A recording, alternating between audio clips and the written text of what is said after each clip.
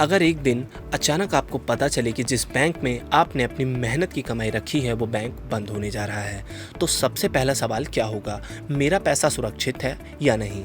अगर आपके या आपके किसी जानने वाले के पास पेटीएम पेमेंट्स बैंक में पैसा जमा है तो ये वीडियो आपके लिए बेहद ज़रूरी है, क्योंकि आज हम आसान भाषा में बताएंगे कि आपका पैसा डूबेगा या नहीं, उसे वापस कैसे लाया जाए और आपको अभी क्या करना चाहिए। तो पेटीएम पेमेंट्स बैंक को लेके एक बड़ा अपडेट सामने आया है। सबसे पहले आरबीआई ने बैंक पर नई जमा राशि लेने और कई बैंकिंग सेवाओं पर रोक लगा दी है। इसके बाद बैंक का लाइसेंस भी रद्द कर दिया गया है। अब दिल्ली हाई कोर्ट ने भी बैंक को बंद करने यानी वाइंडिंग अप की प्रक्रिया शुरू करने का आदेश दे दिया है। इसके लिए कोर्ट ने एक लिक्विडेटर नियुक्त किया है जो बैंक की संपत्तियों और ग्राहकों के पैसों से जुड़ी पूरी प्रक्रिया को संभालेगा। लेकिन अब सबसे बड़ा सवाल, क्या ग्राहकों का पैसा डूब जाएगा? तो जवाब है बिल्कुल नहीं। अगर आपके पेटीएम पेमेंट्स बैंक खाते में पैसा जमा है तो घबराने की जरूरत बिल्कुल नहीं है। भारत में बैंक बंद होने की स्थिति में ग्राहकों के पैसे वापस करने के लिए कानूनी प्रक्रियाएं होती हैं, यानी आपका पैसा बिना प्रक्रिया के गायब नहीं हो सकता है। अब सवाल है कि अगर आपका पैसा भी अभी फंसा है तो आपको क्या करना चाहिए? तो सबसे पहले अपना बैलेंस और बैंक स्टेटमेंट सुरक्षित रखें।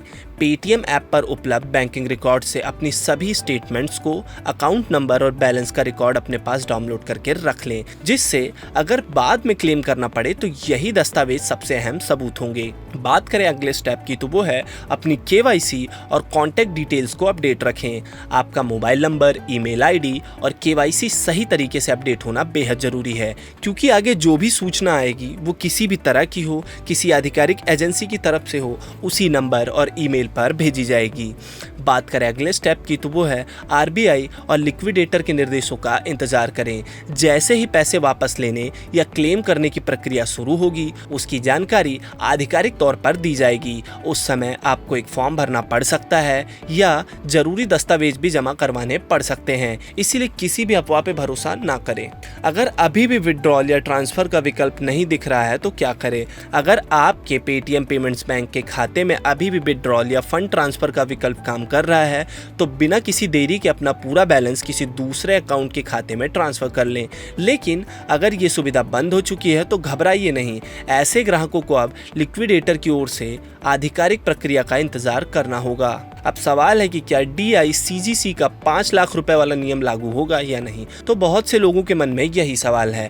अगर बैंक की बंद होने की प्रक्रिया में जरूरत पड़ती है तो पात्र जमाकर्ताओं को deposit insurance and credit guaranteed corporation यानी कि DICGC के नियमों के तहत अधिकतम 5 लाख तक की जमा राशि का बीमा कवर मिल सकता है। हालांकि किस ग्राहक को किस तरीके से भुगतान होगा, इसकी अंतिम जानकारी आपको आधिकारिक तौर पर दी जाएगी।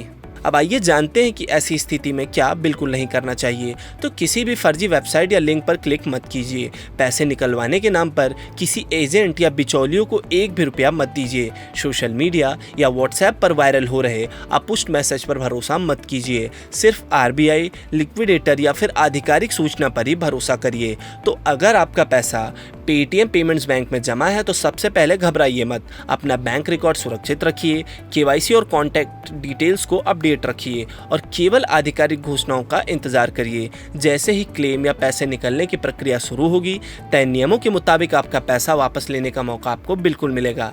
अगर आपको लगता है कि आपके परिवार, दोस्तों या रिश्तेदारों का भी पैसा पेटीएम पेमेंट्स बैंक में फंसा हो सकता है तो ये जानकारी उनके साथ शेयर करें, क्योंकि सही जानकारी ही आपकी मेहनत की कमाई को सुरक्षित रखने का सबसे बड़ा हथियार है। ऐसी ही और खबरों और अपडेट्स को जानने के लिए देखते रहें गुड रिटर्न्स डिजिटल।